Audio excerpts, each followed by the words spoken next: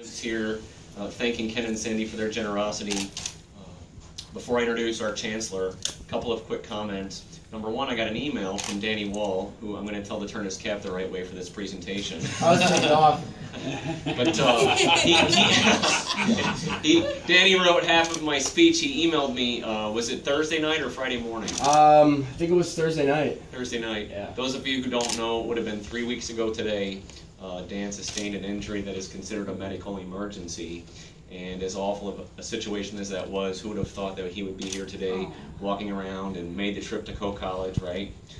But in the email that Dan wrote, he exemplified Pointer pride. He said, you know what? Last year I went down with a broken ankle and missed the whole season, worked as hard as I could to put myself in a position to be successful, and now life has thrown me a roadblock.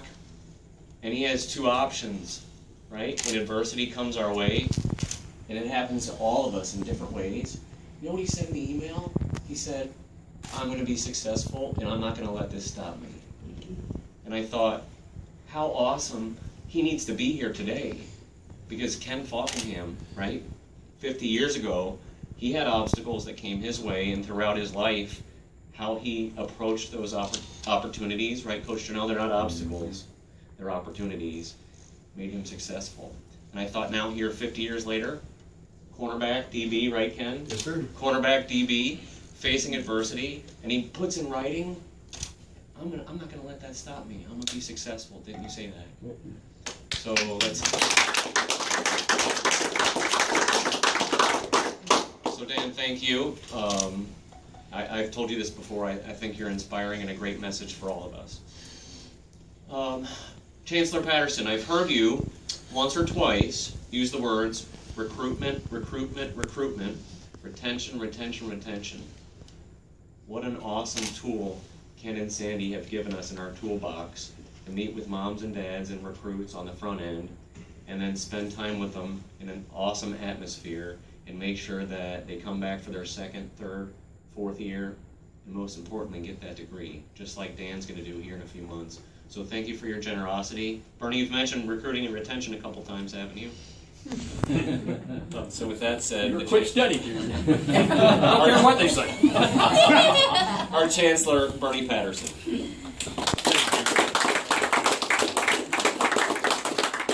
I'm going to ask Sandy and Ken to step over this way. Just right here, just a little bit. Because I want everybody, if you haven't seen this quotation right here, I want you to take a look at it and think about it for a minute. Coach Counsell was the sole reason I returned to UW-Stevens Point 50 years ago. That decision changed my life. That decision changed my life. Kim Falkingham, 68. That's what this is about. Changing lives. Young people that we can reach out and actually change and transform their lives. Just 20 minutes ago, Ken was talking to the team. And he talked about the third ear we all have and how it guides us in what we do and how we do it and what we say and how we say it. I stated the university address 3 weeks ago. Athletics was one of the first things I talked about. And it's not because I like athletics. I do. But it's because it is one of the most effective tools we have in changing lives. And by the way, we've got the data to prove it. We know, scientifically, that our student athletes come back as sophomores at a much greater rate than the general student population does. By 11 points. 11 points. That's huge. Because these young people can't succeed if they're not here in school. I don't think. Ken and Sandy made an announcement this morning that they've stepped up the plate yet again. Yet again. To help change lives of young student athletes. And what role models they are. Both alums of this university. Days like today, where I, Cinda, are really proud to be Pointers because of what our students and our alums go on to do and make of themselves and the world around them. We are so, so grateful for what you've done, but most of the reason for why you've done this. Yeah, thank you very much, kids. Thank you so much. Thank you. Thank you. I'm a little wet right here. Excuse me.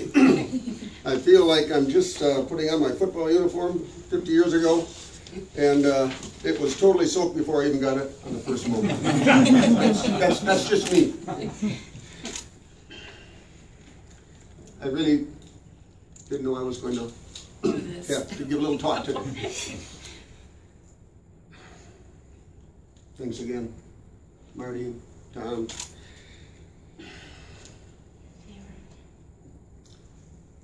Darren.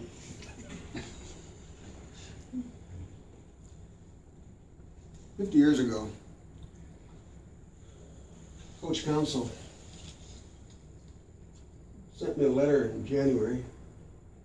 And, we were coming off an undefeated team in Beaver Dam.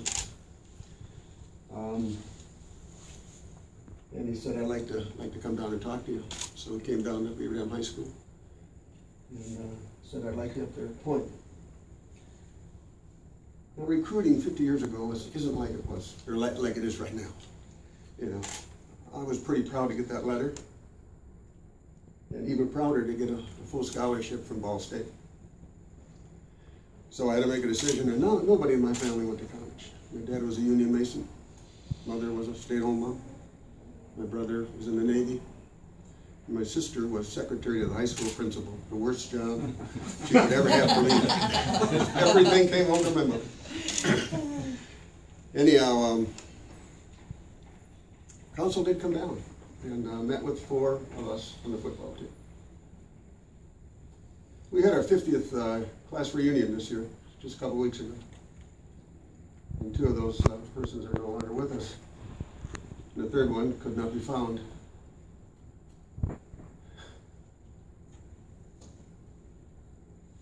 We all came up in a 1953 Oldsmobile convertible that one of the guys had. And when we got on site, being probably the better players in the high school team, we thought we had it pretty well made at Stevens Point. First day we get here, we saw probably 160 young men. That was the first shock. Secondarily, we weren't given a locker room because they were all used up.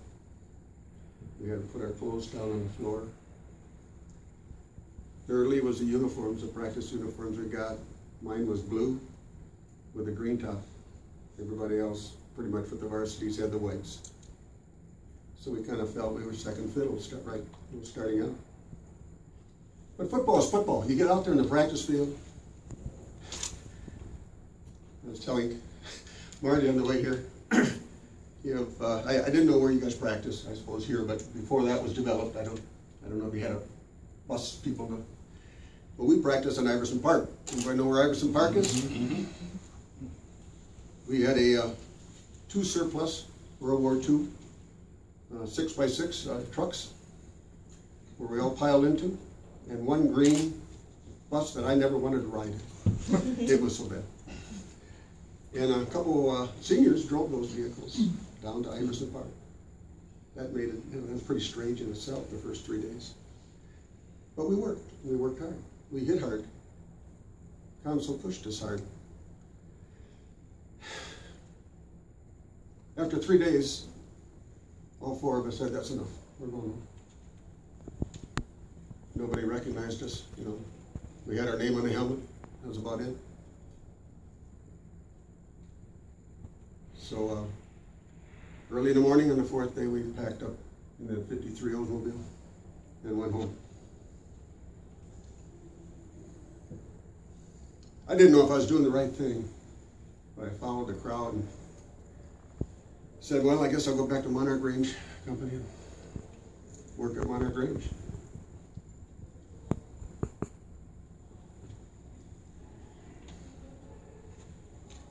That afternoon, I was out to a bar.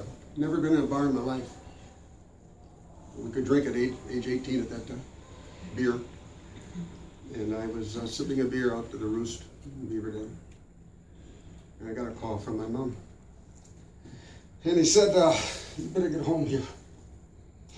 I'm gonna get a little emotional on this. It's okay. It was Coach Counsell who had called and wanted him back on the team. So his dad took him back the same day or the next day? That night. That night, and he started every game after that. So the pointers mean a lot to us. I don't think I could have been where I'm at without that man. Very distant from his players. Very seldom did I ever get in a coach's office. We were kind of always on an island. There wasn't that camaraderie that I sense here between coach and player. But he knew his football. And that Eau Claire game, he took every picture out of the Eau Claire press material and put it on every locker of the starting team. And there that big boy was. And that was a tough ball game, but I'll never forget it. But this guy allowed me to spend my time academically, but also athletically. Allowed me to get a 3.8, something like that, in math and chemistry. Allowed me to take 2 graduate courses as a senior here, Ed Psych and Ed Philosophy. Carried 6 credits into my first teaching job at Columbus, Wisconsin. Allowed me to start taking my master's work and then my PhD work. Helped me on my dissertation. Just a heck of a man. And you know, most people say your dad was your mentor. My dad knew very little about football, very little about sports, but he loved me and he came to all the games. Drove. My mom was had polio. She was in a wheelchair. Drove to just about every game. And sat at Herky Field and Whitewater Field and Superior Field, just to watch to make sure I don't get hurt, I guess, more than anything else. But I'm so proud that this particular office complex includes this wall. It's vital for Sandy and me because she knows the history of it. And these men are no longer here, but I think they're looking down today and saying, who's ever involved in this renovation, I'll call it, job pretty well done. Thanks.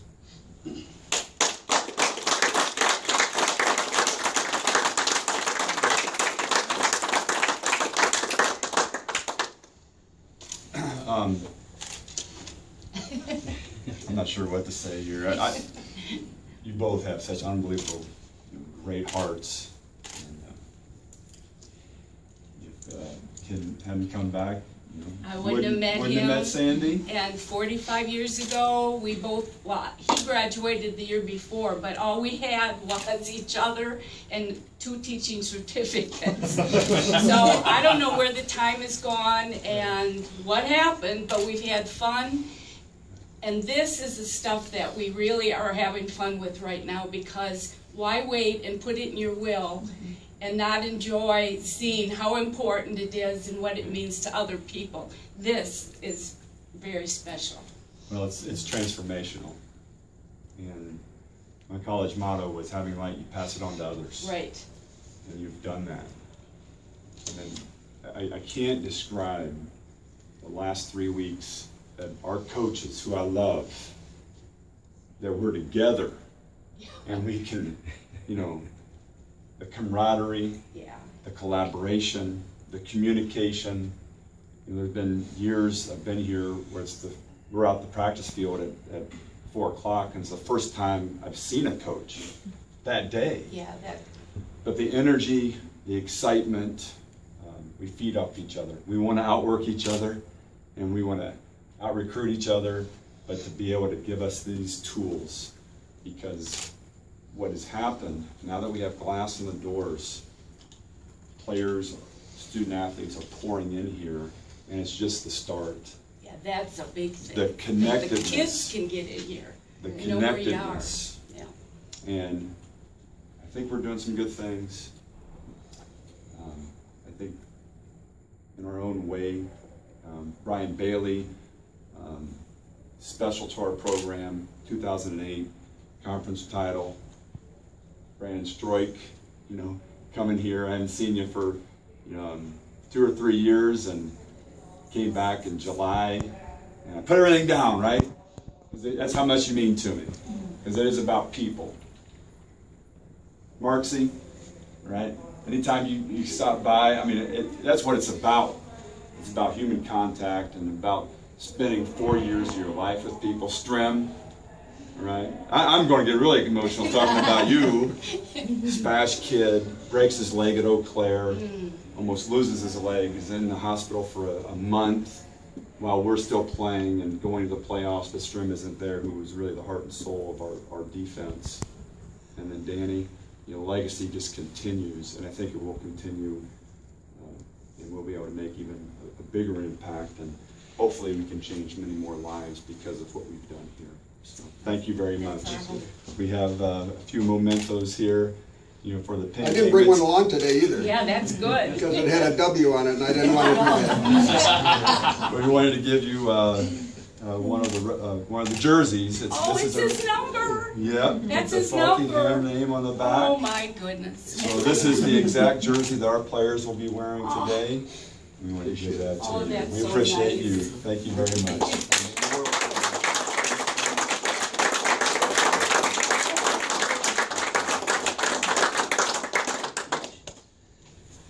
And now the fun.